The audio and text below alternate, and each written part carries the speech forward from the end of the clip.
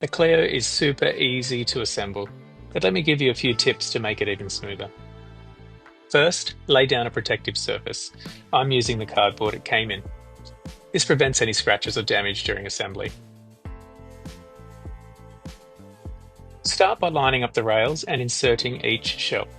Add one bolt on each side of every shelf first. This keeps everything in place, but don't tighten anything yet. Once all shelves are in, go back, add the remaining bolts, then go back and tighten all the bolts. This helps keep everything aligned and makes the build much easier.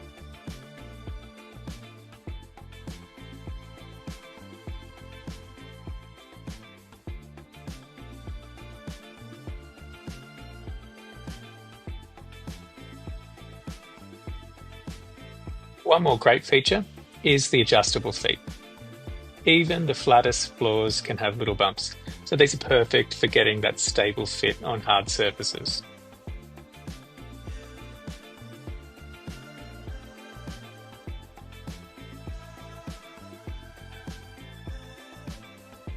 And that's it. The Cleo bookcase is built and ready to style.